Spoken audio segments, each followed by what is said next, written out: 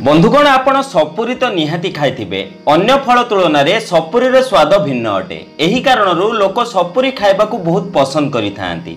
एबे पर्यंत आपण सपुरी विषय केवल एतिकी ही जानिथिबे, किंतु आपण एहा जानि नथिबे कि सपुरी एक औषधि मध्य अटे। सपुरीर प्रयोग करी आपण विभिन्न प्रकार रोग को ठीक करि परिबे। आयुर्वेद रे सपुरीर आश्चर्यकारी फायदा विषय वर्णित अछि।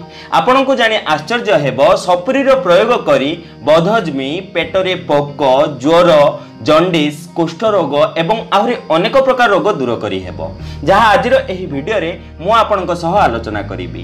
केउ रोग रे सपुरीर केउ प्रकार प्रयोग करा जिवो ताहा आज मु आपनक सह शेयर करिबी। सेथि पई वीडियो को स्किप न करी शेष जाय निहाती देखंतु।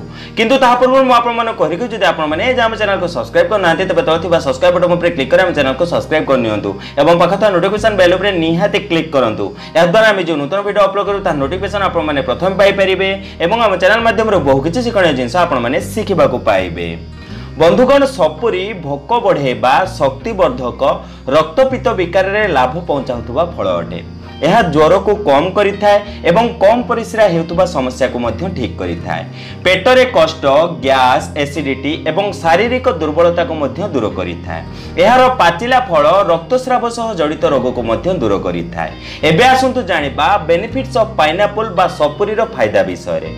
प्रथमतः सपुरीर प्रयोग करी आपण एसिडिटी भली समस्या को ठीक करि परिबे। 2 चामच सपुरी रस नियंतु। एबे आपण सेथिरे चिमुटाए भजा जाइथिबा हेंगु पकेइ दियंतु। तापरे आपण सेथिरे अल्प सैंधव लुण एवं आधा चामच अदा रस मिसांतु। एहाको प्रतिदिन सकाळु एवं संध्या समय रे 2 टाइम सेवन करंतु।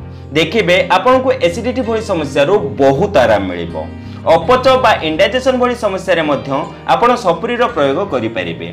सपुरी रसर सेवन करिबा द्वारा पाचन तंत्र संबंधित समस्या दूर होइथाय। इंडाइजेशन भली समस्या को ठीक करिया पई आपण सपुरीर 2 प्रकार रे प्रयोग करि परिबे। प्रथमतः पाचिला सपुरी को छोट छोट पीस रे काटी दियंतु। एबे आपण सेथिरे अल्प लूण एवं अल्प गोलमरीच गुंड मिसांतु।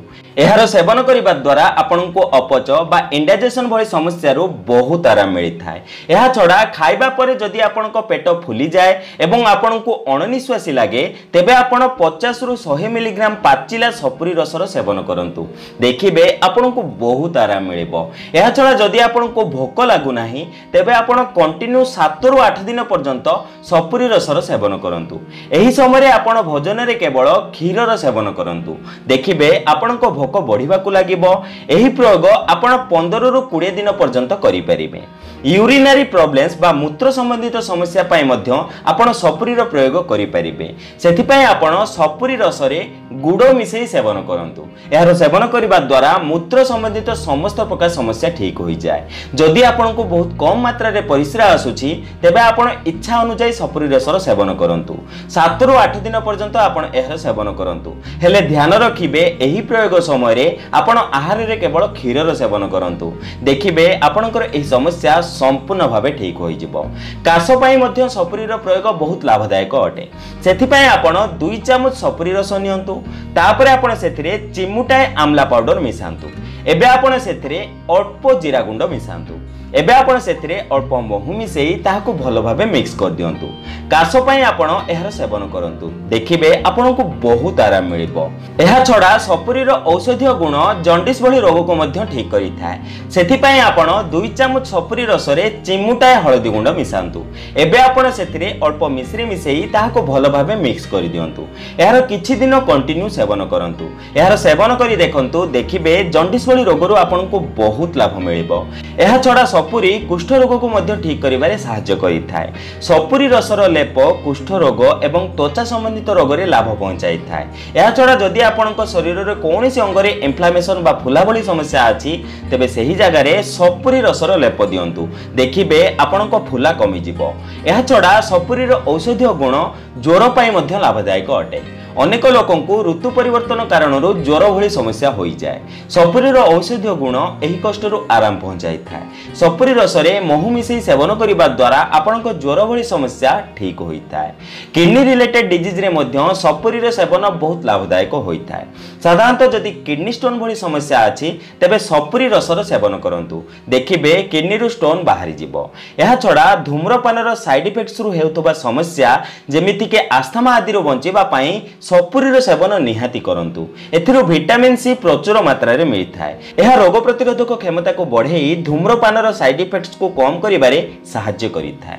यह छड़ा रक्तर अभाव को दूर करिया पई सपुरी रो सेवन लाभदायक होइताय, कारण सपुरी रो सेवन आयरन रो अवशोषण को बढ़ेई दिए, जहा कि शरीर रे हीमोग्लोबिन रो मात्रा बढ़ेई रक्तर अभाव को दूर करिथाय।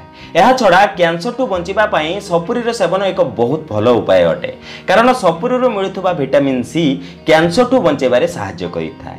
लिवर संबंधित समस्या पई मध्य सपुरी रो सेवन लाभदायक अटे।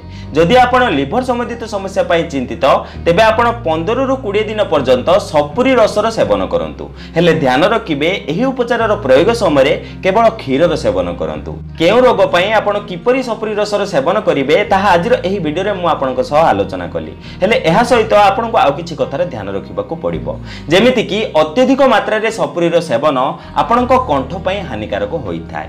एहा छडा जेउ स्त्री लोक माने गर्भवती अछंती सेमाने एहार सेवन करिबा कथा नुह। जदि आपनको सपुरी रसर कोनोसी प्रकार हानि पहुंचे तेबे आपण लेंबू रस रे चीनी एवं अदा रस मिसई सेवन करंतु।